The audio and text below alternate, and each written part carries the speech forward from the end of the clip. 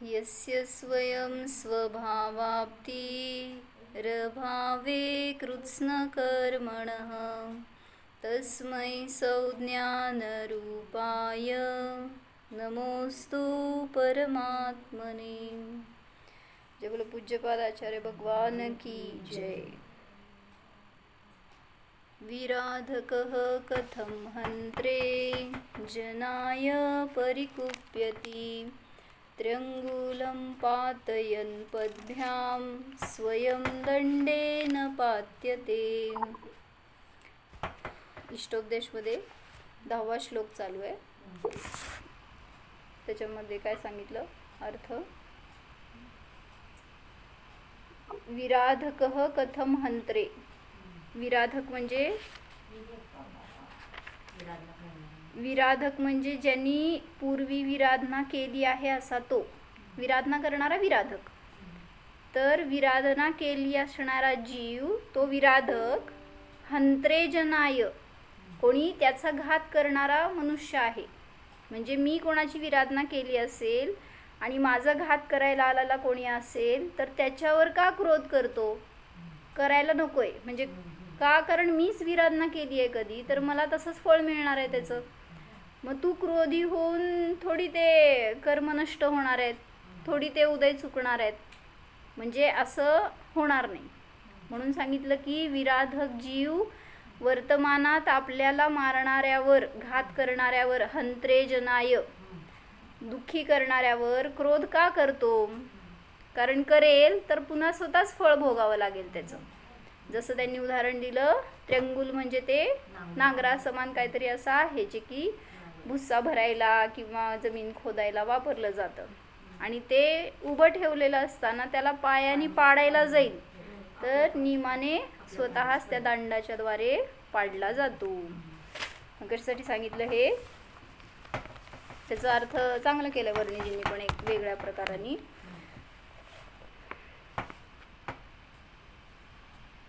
जो पुरुष सबके सुखी होने की भावना करेगा वह सुखी रहेगा, आणि जो कोणाचं बुरा सोचेगा तो वह स्वयं दुखी होगा। म्हणजे शेवटी माझेच विचार मला उलट मिळत आहेत, काय म्हणायचं, बाउन्स होऊन माझ्याकडेच येत असतात। म्हणून मी भावना काय करतो त्याच्यानुसार मला फळ मिळणार आहे। आणि सगळे सुखी राहो ही भावना कोणाला होणार हो? जो स्वतः सुखी राहतोय, ज्याला त्या सुखाची चव आहे, ओळख आहे, त्यालाच अशी भावना होणार की सगळ्यांना हेच सुख मिळू दे। जसं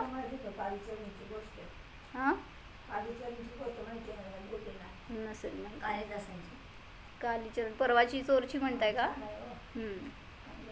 1-2 दिवसाखाली चोराची गोष्ट घेतली आम्ही, ती ऐका म्हणतात। म्हणजे त्याच्यात भावना आपण कशी करतो त्याच्यानुसार आपल्याला फळ मिळतं। मग जसं माताजी पण सांगतायत सगळ्यांना, काय आता परवा काय म्हणायचं, जर असं विकनेस होतं तर एक ते डॉक्टर आले होते चेन्नईचे, आणि ते जायला लागले म्हटल्यावर त्यांनी समोर बसून प्रायश्चित्त मागितलं, क्षमा म्हणले, त्यांच्या भाषेत ते मांगलिक द्या म्हणतात। तर माताजींना काय दुसरं काहीच बोलायचं नव्हतं, म्हणजे बोलल्याच नव्हत्या काय ते दिवसभरामध्ये असं काय। आणि तेवढ्यातनं उठून त्यांनी सांगितलं, भिंतीला जाणतो ना तसा आत्म्याला जाणा। म्हणजे ज्याला ती चव आहे ना तो सगळ्याला तेच देतो। ज्याला तो आनंद मिळालाय तो, असं ते मलाच वाटलं की किती दिवसांना अम्मांनी असं काहीतरी, आणि त्यांना आल्यापासून काही बोलणंच झालं नव्हतं 4 दिवस जरी ते राहिल्या इथं तरी पण असं बोलणं वगैरे नव्हतं झालं। ते ट्रीटमेंट करत असताना वगैरे जे झालं असेल तेवढं, पण त्यातनं अम्मांनी उठून ते सांगितलं म्हटल्यावर त्यांना पण फार आनंद झाला। त्यांची पण अशी जिज्ञासा खूप असते शिकायची, ऐकायची। ते पात्र जीवाला बरोबर उपदेश मिळतो तसा। मग तसं म्हणलं की ज्याला त्या सुखाचा अनुभव आहे तोच अनुभव सगळ्यांना यावा ह्याच्यासाठी धडपडतो। तसंच महाराजांनी पण प्रयत्न केला, मला अनुभव मिळाला ना तर तो सगळ्यांना मिळावा हे त्यांची धडपड होती। त्याच्यामुळं प्रत्येक शब्दातून त्या शुद्धोमच्या प्रत्येक पानावर त्यांनी आपला अनुभव ओतलाय। म्हणजे मी जाणलंय, मी अनुभवलंय, तर तुम्ही पण अनुभवा, तुम्हाला सहज आहे, सोपं आहे, सुलभ आहे। म्हणजे आता हे अर्थ ह्याच्यातून त्यांना हे सांगायचं या श्लोकातून की मी विराधना केली आहे तर माझी विराधना होणार आहे, मी त्रास दिलाय तर मला त्रास मिळणार आहे. उलटा अर्थ काढू आपण, मी कोणाचं तर चांगलं केलंय तर नियमाने माझं चांगलं होणार आहे का नाही. मी चिंतन चांगलं केलंय, मी स्वभावाजवळ राहिलोय तर नियमाने मला तसंच अनुकूलता मिळणार आहे, तशी दुसऱ्याकडून तसं व्यवस्था तशी बिहेवियर मिळणार आहे.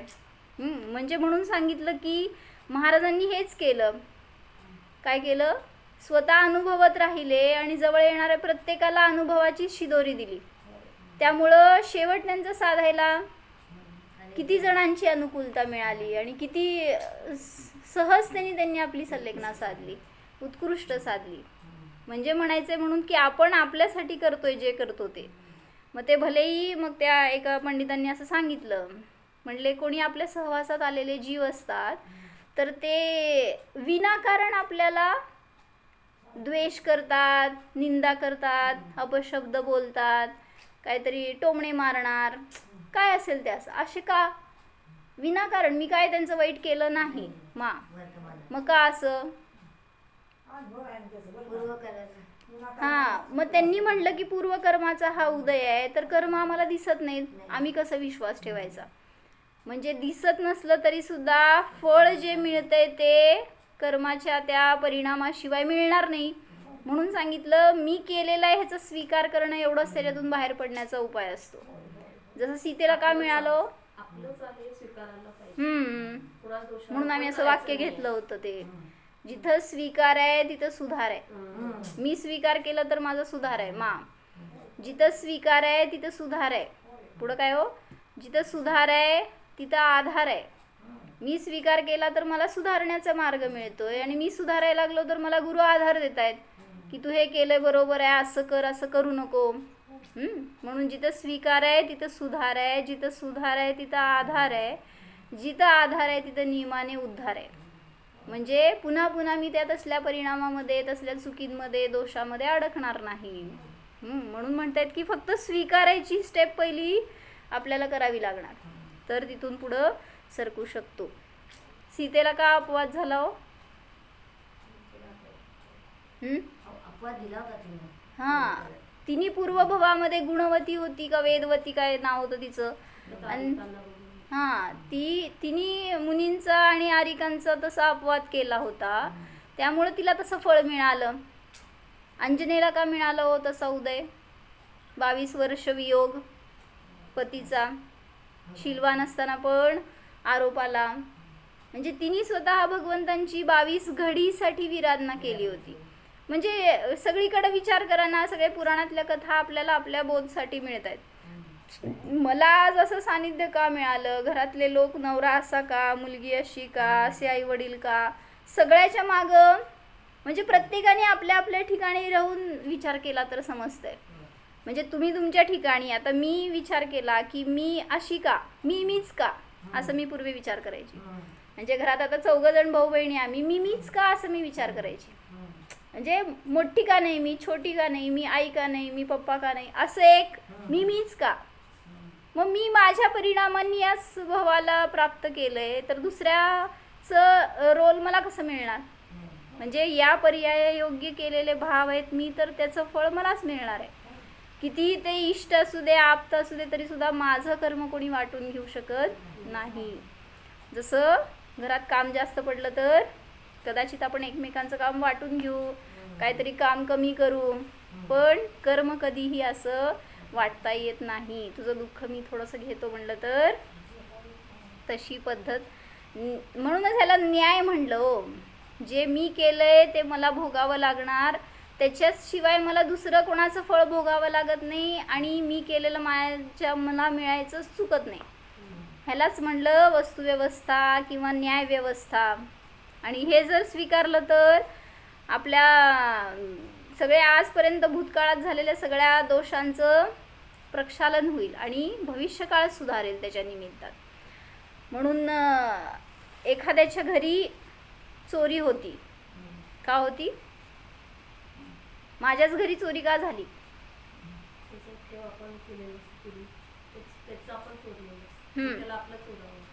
मग त्या मनुष्याने म्हटलं की मी कोणाचं काही चोरलं नाही आहे, मग माझ्याकडे का चोरी होती आहे? तर त्याला 2 प्रश्न विचारले. म्हणले तू जर चोरी केली नाही आहे कोणाची, तर तुला कोणी चोर म्हणेल तर तुला वाईट म्हणायचं काय कारण आहे? म्हणजे तुझ्या घरी चोरी झाली, तुला कोणीतरी येऊन सांगितलं की तू काहीतरी पूर्वी चोरलंय म्हणून असं झालंय. जर तू चोरलं नाही आहे तर तुला कोणी चोर म्हटलं तर वाईट वाटायला नको. आणि जर तुझं काय गेलं नाही आहे किंवा तू चोरी केली आहे आणि तुला कोणी चोर म्हटलं तर त्याचं पण वाईट वाटायला नको. म्हणजे दोन्ही ठिकाणी तुला बस स्वीकारण्याशिवाय दुसरा मार्ग नाही आहे. जसं आज दुकानात आग लागली, का लागली हो? समजलं ना? अशी भयंकर आग लागली की ते शॉर्ट सर्किटमुळं मंदिरच्या जस्ट बाजूला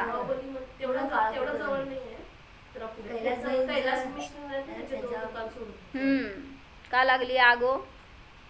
आणि त्या आगीमध्ये त्यांचं दुकान सगळं गेलं. म्हणले दुकानाच्या जवळ वर घर आहे आणि दुकानाच्या जवळ पार्किंग केलेली गाडी पण जळाली ऑन द स्पॉट. 4 व्हीलर जळाली, 2 व्हीलर पण जळाली, असं काय काय सांगत होते. आणि नशीब की जीवितहानी नाही झाली. त्यांना खाली येता येत नव्हतं म्हटल्यावर मागच्या लोकांनी काय त्या ह्याचं खिडकीचं ग्रिल तोडून त्यांना बाहेर काढलं. आतल्या लोकांना. म्हणजे असं रात्री अननोन वेळी लागली, त्यामुळं त्यांना कोणाला कळलं नाही. बाहेरच्यांना जेव्हा दिसलं त्यावेळेस ते जाऊन लोकांनी त्यांना उठवलं. खाली लागली आग, ती वर कळत नाही तोपर्यंत. आणि तोपर्यंत सगळं म्हणले जवळपास 50 लाखापेक्षा जास्त सगळं दुकानाचं तर पूर्ण जळून खाक झालंय. म्हणले काहीच मिळालं नाही हातात. मशिनरी ना? हां हां हां बर. का लागली आग? बर बर. असं आपण कोणाच्या तरी हानी केली आहे, धनहानी केली असेल, जीवित हानी केली असेल, त्याचं संक्रमण होऊन फक्त काहीतरी एवढ्यावर उदयाला असेल, म्हणजे आपल्याला फळ मिळालंय तर समजून घ्यायला पाहिजे आपलंच त्या योग्य काहीतरी दोष घडलेला आहे, अपराध घडलेला आहे. त्याच्याशिवाय असे उदय आपल्याला मिळणार नाहीत. तर ते एक येते ना, आलं स्लोगन आलं होतं काय, कर्म एक ऐसा रेस्टोरेंट है. तू घातली होती बहुतेक स्टेटसला, सांग बघू. कर्म एक ऐसा रेस्टोरेंट है जहाँ ऑर्डर देने की ज़रूरत नहीं है, हमें मिलता वही है जो हमने पकाया है.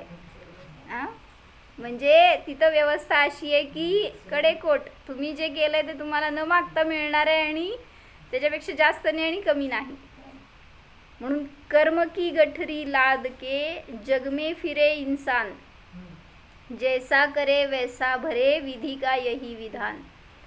कर्म करे किस्मत बने जीवन का ये मर्म, प्राणी तेरे भाग्य में तेरा अपना कर्म. कोणाचं कर्म आहे हो? सगळीकडे हे लावून घ्या व्याख्या. जे काय मला आज मिळाला संयोग, या भवात मिळाला, जन्मापासून आतापर्यंत मिळाला, सगळा मी मागितलेला संयोग आहे म्हणून मिळालाय. त्याच्याशिवाय मला दुसरं काय मिळणार नाही. जे आपले हाल होत आहेत, जे आपल्याला प्रतिकूलता येते, जे संकट येत आहे, ते काय येत आहे? वाटते का तिथे त्यावेळेस असं टॅली होत आहे का की हे मी केलंय म्हणून मला मिळालंय? किती वाटतंय असं? असं ते शास्त्रासमोर बसल्यावर आठवतंय, पण आपल्यावर जेव्हा ती वेळ असते त्यावेळेस ते आठवतं का तसं? हां फ्लड्स आले, पाणी सगळं गेले, काय पण झालं नाही अन्नाचं. त्यांना वाटायला म्हटलं ज्याचं जर काही जीवाशी आपला तेवढा काहीतरी कोल्हापूरमध्ये म्हणजे सगळं पाण्यात गेलं ना अन्न सगळं. मग आपण त्याच जीवांचं काहीतरी हडपलेलं आहे, ते जीव तसं त्रास देऊन गेले. मग आपल्याला तेच अजून एकटीच्या घरात गेला, आमच्या एवढं आमचं तर पूर्ण सिलिंग पडलं, म्हणजे पीओपी एवढं पाणी आलं.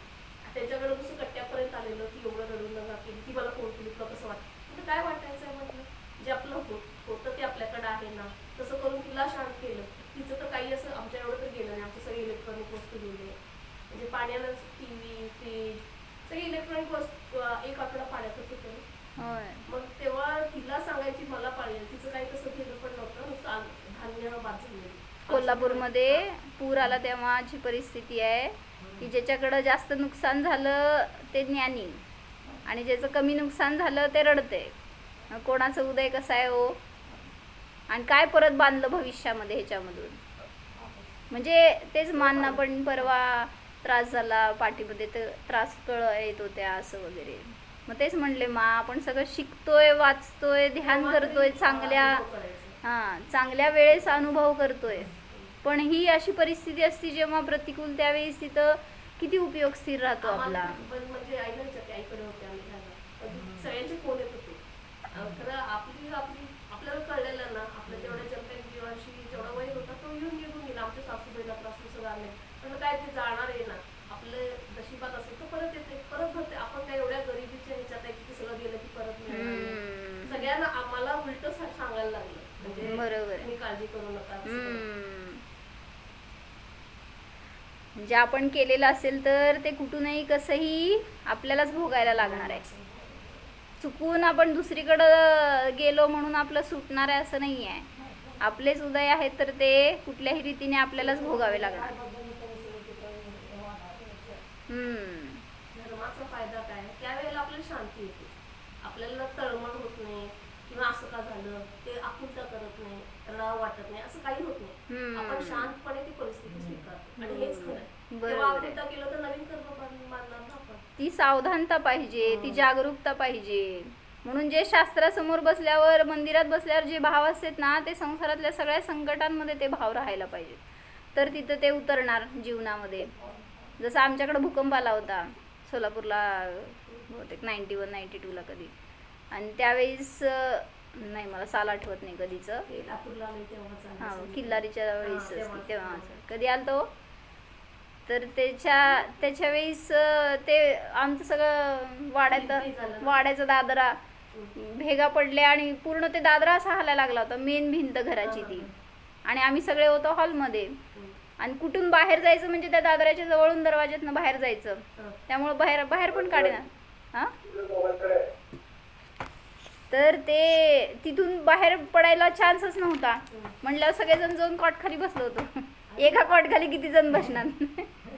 कॉटवर पडलं तर असं ते हे होत नाही ना फार, आणि काय जाऊन खिडकीमध्ये बसलो चौघं जण. असं करून ते तिथनं बाहेर पडायचं म्हणजे आम्हाला किती वेळ थांबावं लागलं, कारण ते जोपर्यंत व्हायब्रेशन्स होते. आणि म्हणले ना ते प्रकृती तुम्हाला तेच देते जे तुम्ही दिलेलं असता. म्हणून ते त्याच्याबरोबरच वाईट होतंय ज्याच्याबरोबर झालंय. जसं मध्ये मी एक घटना सांगितली की ती बस पडली कितीतरी 80 काय फूट दरीमध्ये, त्यातनं एकच मुलगी झाडाला लटकली आणि वाचली, बाकी सगळे खाली पडले त्या ह्याच्याबरोबर. म्हणजे ती बस पूर्ण खाईमध्ये गेली, पण ती एक मुलगी फक्त त्या का असं झालं. म्हणजे म्हणायचे ना, ते जे व्हायचं ना ते आपल्याला चुकत नाही, जर आपण केलेले परिणामांचं फळ असेल तर. साधं जल काही कमी काही आपण जीवाणी सोडत नाही. कुठनं आले हे, त्यांची विराधना काय अशीच अगाडीत पाणी सांडलं असं किंवा अग्नी विनाकारण पेटवली असणार. हे अग्नी जाळायचं काय, किती अग्नी कायची पेटवायचं बंद करायचं आणि कशाला पृथ्वी कायची तर दिवसभर आपली सगळे पृथ्वी का एक, जल का एक, अग्नी का एक, वायू का एक, वनस्पती का एक, सगळ्या जीवांची जी काय कळत नकळत हिंसा करतो आणि त्याचा आपल्याला खेद पण नसतो, प्रायश्चित्ताचे भाव नसतात, पश्चाताप नसतो. त्याचं फळ हे मिळतं की असे एक जीव नाही आहे, तो अनेक जीव मेले त्याच्यामध्ये, आणि मग ते येऊन एकदम आपल्याला फळ असं देणार. कारण जे पूर आलं, जे काय भूकंप झाला, तो एक जीवाचा कोप नाही आहे, असे अनेक जीव मिळून तुम्हाला दिलेलं ते फळ असतं.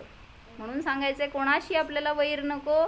जरी कोणी वैर केलं तरी सुद्धा तिथं आपली समता कशी राहील ह्याची बुद्धी पाहिजे, तर ते नष्ट होईल. नाहीतर पुन्हा पुन्हा असे अनेक भावामध्ये त्यांना आम्ही सतवणार आणि ते आम्हाला सतवणार, असं चक्र कधीही संपणार नाही.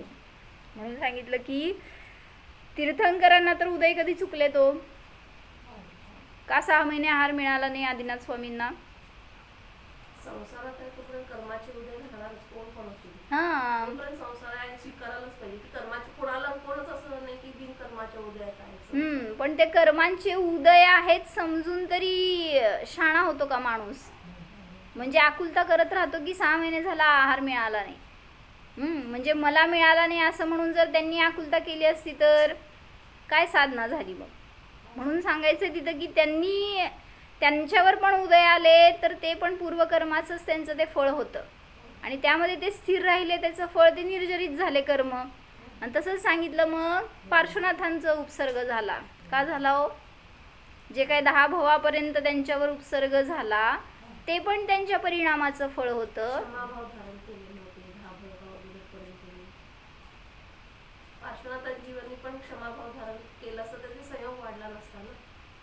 केलं की, पण तरी सुद्धा असे कर्म होते की ते 10 भवापर्यंत फेडावे लागले त्यांना. कारण पहिल्या भवातच त्यांनी जेव्हा पाया पडायला गेले त्या कमठाचे त्यावेळेसच तिथे त्यांनी क्षमायाचना केली. पण ते डोक्यात दगड घातला त्यांनी, त्याचं वैर इतकं तीव्र होतं. पण असं 10 भवापर्यंत तुम्ही क्षमा धारण करण्याची शक्ती त्यांच्यामध्येच. आणि म्हणजे मला म्हणायचं आहे, 1 वेळा 2 वेळा तुम्हाला कोणीतरी येऊन अपशब्द बोलेल, विरोध करेल तर आपण बेअर करतोय. 3ऱ्या 4थ्या वेळेला किती वेळा त्याचं मी ऐकायचं? म्हणजे कसं लगेच अस्थिर होऊन जातोय. मग तिथं 10 भव कशाला म्हणतात?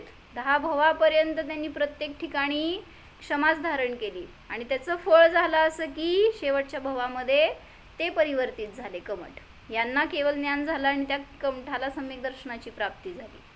जर इथं कुठं वैर केलं असतं कुठल्या एका भवामध्ये तरी सुद्धा पुन्हा पुन्हा तो संयोग मिळाला असता. म्हणजे मला म्हणायचं आहे, हे सुद्धा आपल्या परिणामांचं फळ आहे पार्श्वनाथांच्या. आणि त्याच वेळी सांगितलं ते धरणेंद्र आणि पद्मावती रक्षा करायला आले का? त्यांना वाचवलं. त्यांचेच ते परिणामाचं फळ परत हेच सांगायचंय. म्हणजे विरुद्ध जरी फळ मिळालं तरी ते पण माझ्याच परिणामांचं आहे आणि जरी रक्षा झाली त्यातून ते सुद्धा माझ्याच परिणामांचं फळ आहे. म्हणजे असं प्रत्येकाला उदय चुकले नाही आहेत. म्हणून सांगतायत की त्या उदयामध्ये फक्त आपले परिणाम कसे ठेवायचे आहेत, आपली सावधानता कशी ठेवायची आहे ते आपल्या हातात आहे. आणि तिथं दृष्टी असावी ती आपल्या आत्मस्वभावावर. बोला. म्हणजे पार्श्वनाथांच्या म्हणजे पूर्वभावात त्यांनी क्षमा मागितली होती कमठाची. मग त्यांनी त्या वैर तिथं होतं, मग तरी एकतर्फी वैराचा ह्यांना का परिणाम भोगावे लागले? तेच की, असं कर्म होतं की जे 10 भवापर्यंत फेडायला लागलं. असे पण काही कर्म असतात हे सांगायचं आहे. म्हणजे आपण करतोय ना परिणाम, आपल्याला कळत नाही त्याची किती स्थिती आणि किती अनुभाग पडतोय आणि त्यामुळं ते फळ मलाच भोगावं लागणार आहे तेवढ्या काळपर्यंत. पार्श्वनाथांसारखे कॅपेबल जीव असताना सुद्धा इतके त्यांना निर्जरेसाठी वेळ लागला. आणि आपण काय विचार करतोय, मी आता धर्म करतोय, इतकं स्वाध्याय ध्यान करतोय आणि माझ्या कर्मांचं का नाही संक्रमण होत, माझे कर्मांचा नाश का नाही होत? किती भाव लागणार हो? अपेक्षा केलं नाही, सुखी राहायच्यासाठी धर्म करायचा आहे ना. कुठले कर्म साताचे पण येऊ दे किंवा असाताचे जाऊ दे हे हेतूच ठेवायचं नाही ना. कर्म निरपेक्ष होऊन आपल्यामध्ये राहायला पाहिजे आपण. ऐकलं का? म्हणजे निरपेक्ष साधना करणार तर संक्रमण निश्चित होणार आहे. पण ते संक्रमण व्हावं म्हणून साधना करताय, धर्म करताय, तर अपेक्षा केली धर्माकडून तर त्याचं फळ नियमाने अपेक्षाभंग होणार.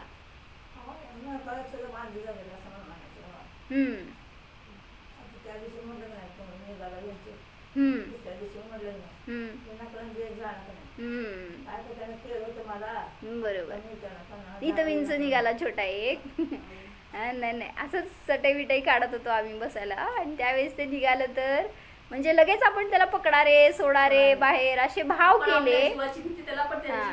म्हणजे सहज त्यांनी कसं द्वेष झाला त्याचा आपल्याला आणि मग असं ते भेटणारच कुठं ना कुठं. म्हणजे म्हणायचे आपण असं आपल्याला वाटत नाही की आपण त्या जीवाचा द्वेष केला किंवा त्याची घृणा केली, हे वाटत नाही. पण कसे कळत न कळत केलेले परिणाम असतात ना, त्याचं फळ नियमाने भोगावं लागतं. तर मला काय सांगायचं होतं, काय विषय झाला मगाशी त्याच्यात? हां, नाही पुण्य पापाचं चाललं होतं ना. म्हणजे आपण आपल्या पुण्यात पापाचं संक्रमण करायची इच्छा करतो की मला सगळे उदय पुण्याचे यावेत, पण करतोय सगळं कार्य बंधाचंच, पापाचंच, दुःखाचंच कार्य करतोय आणि इच्छा करतोय पुण्यरूप फळ मिळावं. कसं मिळणार हो? मग कसं करतोय हे सांगितलं होतं काय? मंदिरात गेलो तर पुण्यच करतोय का? म्हणजे अंतर्मुहूर्त काळ आहे तर त्याच्यानंतर नियमाने उदय बदलतात, बंध बदलतोय, तर पण आता अंतर्मुख काय पाऊल तासाचा नसतोय.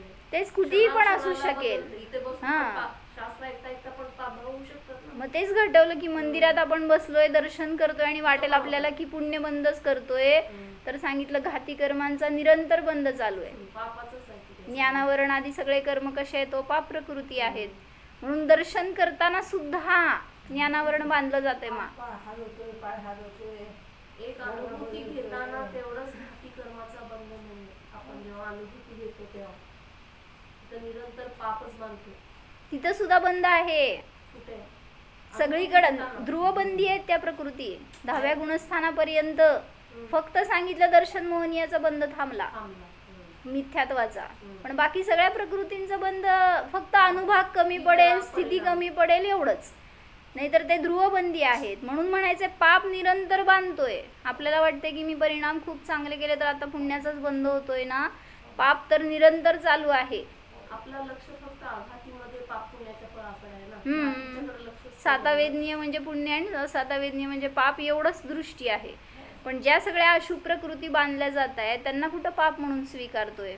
म्हणून आम्ही असं परवा एक दिवस विचारलं होतं की असे काय काय परिणाम आहेत की जे आपल्याला पाप वाटत नाहीत. सांग काय ते? आत्या.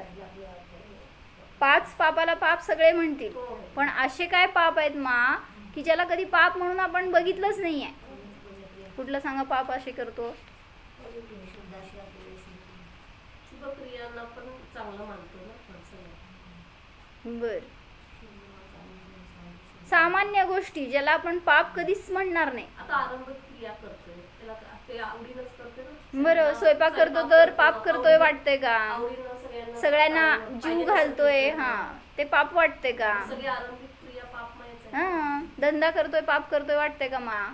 तिथं पाप करताना वाटेल. कोणाला फसवलं, डबल 2 नंबरचं कमवलं तर पाप वाटेल. नाही, साधं राईट पण कमवणं पण तेच पाप. की, म्हणूनच सांगायचंय ते वाटेल कोणाला तरी. 2 नंबरचं कमवल्यावर पाप केलं, पण सगळं न्यायाने कमवत असताना सुद्धा ते पाप आहे हे नाही वाटत. आरंभिक कारण परिग्रहाच्या नादी लागणारा जीव नियमाने पापाचाच आश्रव करतोय. परिग्रहच पाप आहे मेन.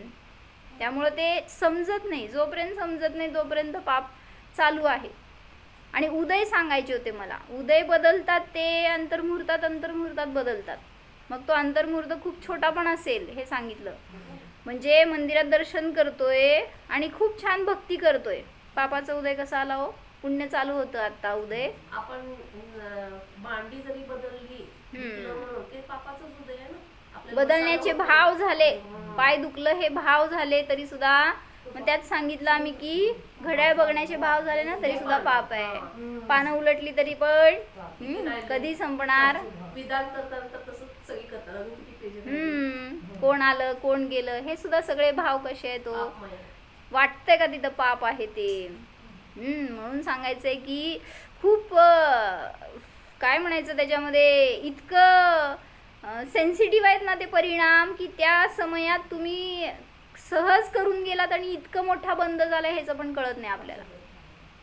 म्हणून किती आपल्या आहार कधी होतं ना पाप. हा आपल्या आहार आणि आपण इकडे तिकडे जातो त्याच्यामध्ये पाप होत आहे. भरपूर. तेच सांगितलं की स्वयंपाक करणं हे सुद्धा पाप आहे वाटत नाही. जेवण करणं पाप वाटत नाही. झोपणं पाप वाटत नाही.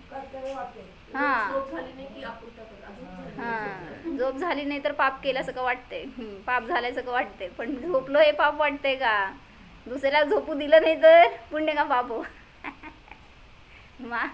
दर्शनावरण कर्म आहे ते निद्रा म्हणजे. आणि दुसऱ्याला आपण झोपू दिलं नाही समजा तर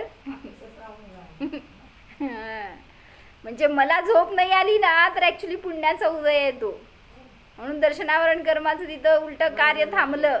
म्हणजे ते आपल्याला चान्स देते की बाबा सावध हो, स्वभावामध्ये जाण.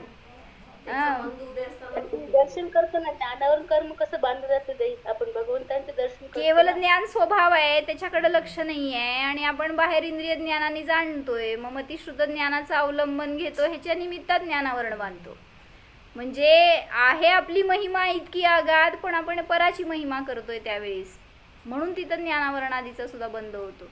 प्रत्येक ठिकाणी होतोय, फक्त कसा होतोय तर केवळ ज्ञानाची आपल्याला त्या समयामध्ये जाणीव नाही आहे, तिकडं उपयोग नाही आहे या अपेक्षेने म्हणा.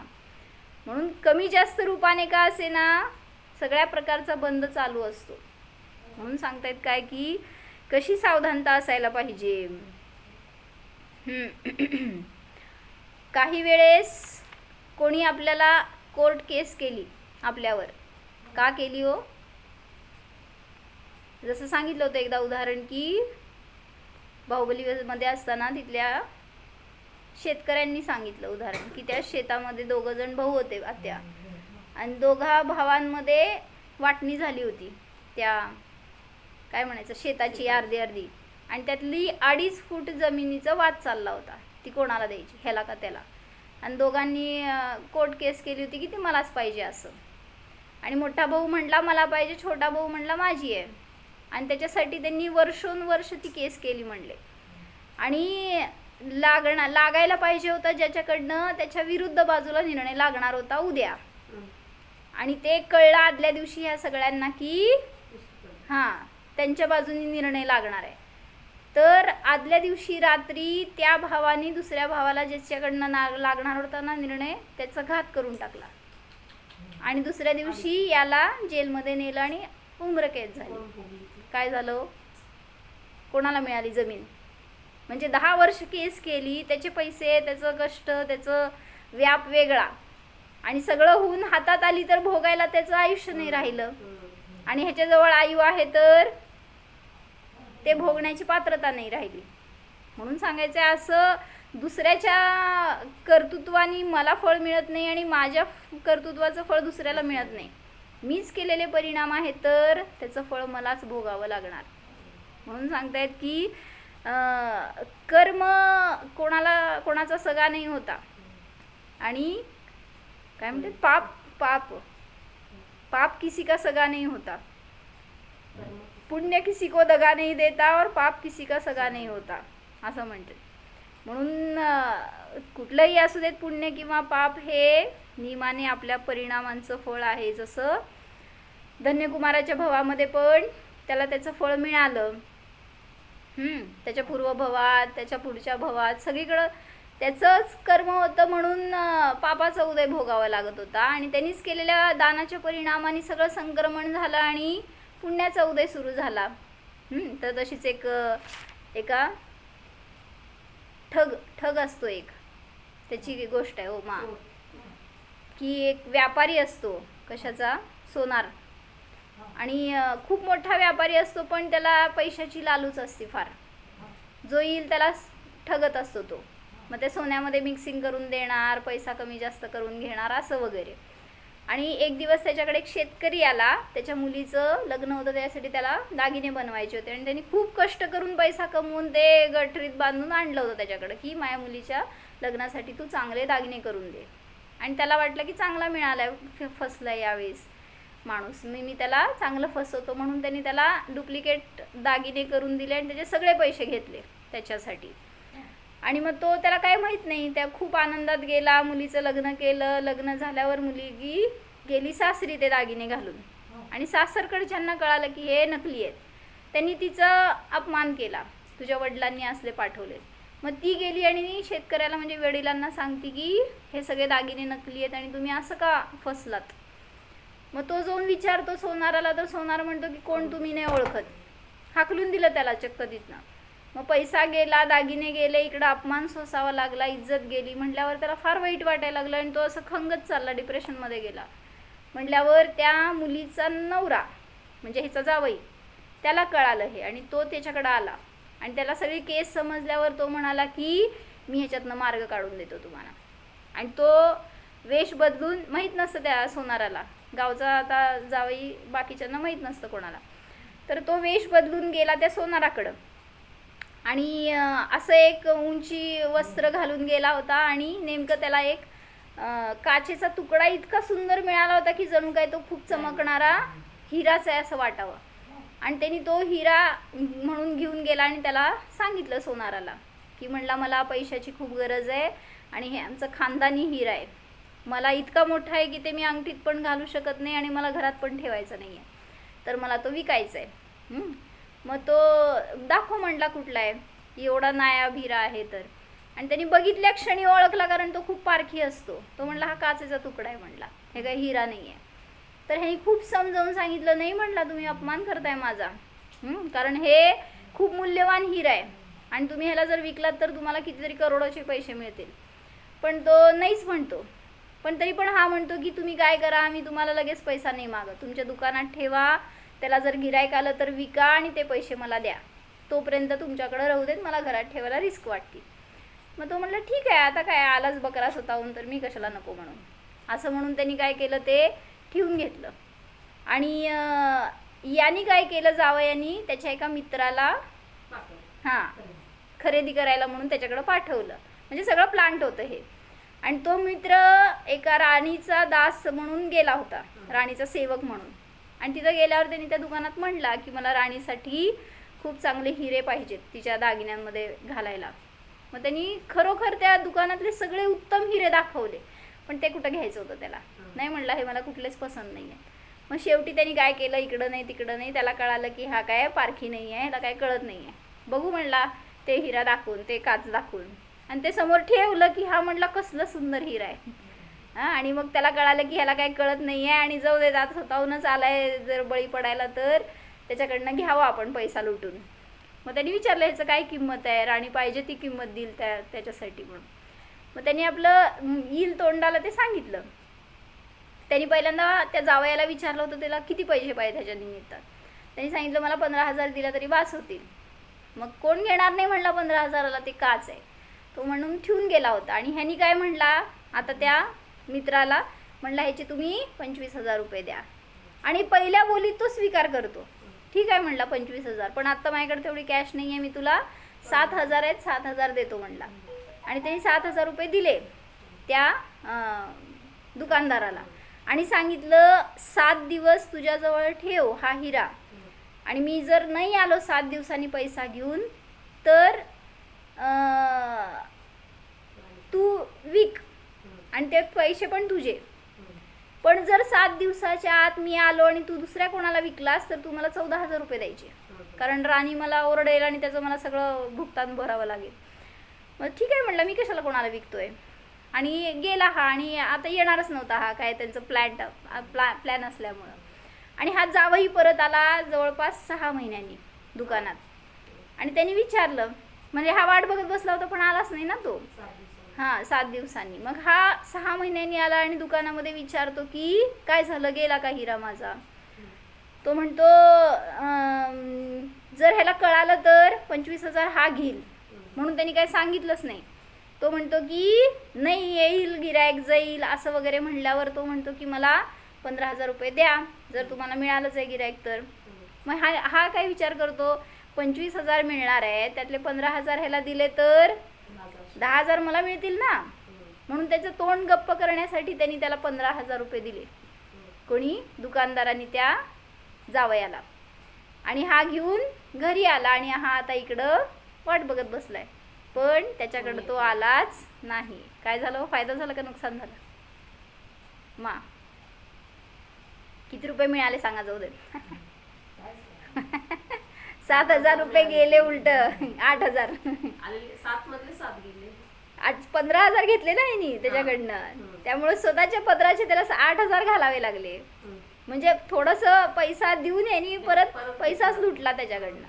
म्हणजे ज्यांनी ठगी केली ना तर त्याच्याबरोबर ठगी परत झाली. म्हणजे मिळतंय ना ते सगळं उलटून आपल्याकडंच येत असतं.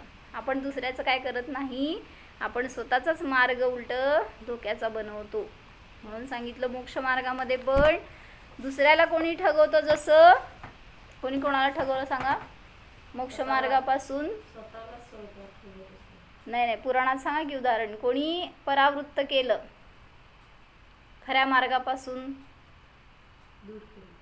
कोणी केलं, म्हणजे उदाहरण पुराणामध्ये सांगितलं ना उदाहरण. कोणी असं दुसऱ्यांना मोक्षमार्गापासून विचलित करून कुमार्गाला लावलं. कोण आत्या?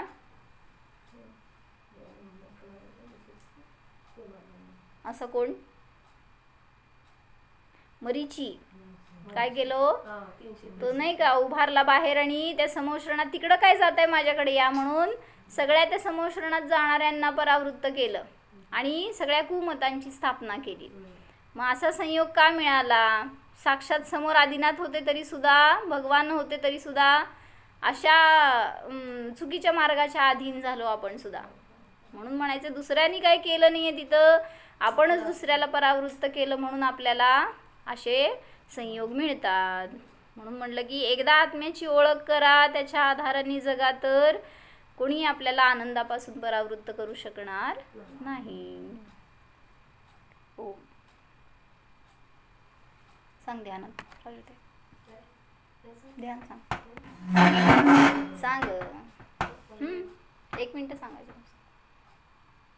सावधान. डाव्याकडे जुळा ठेवा, डोळे बंद करा, ताट बसा.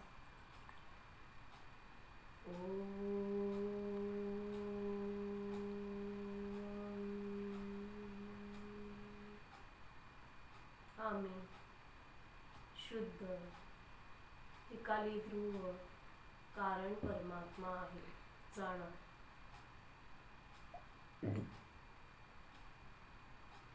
आम्ही कुणाचा करता नाही, करविता नाही, अनुमोदक नाही. कुणी पण माझे करता नाही, करविता नाही, अनुमोदक देखील नाहीच. मी तर सद्रव्याचा करता असून परद्रव्यांचा अकर्ता आहे जाणा. आपल्या अकर्ता स्वरूपाला जाणा. अकर्ता स्वरूपोऽहम्.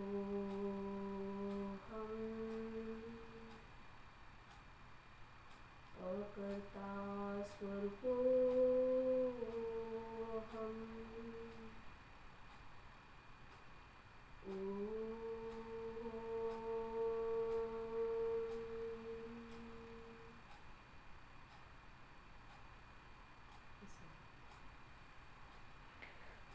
नमो हरिहंताण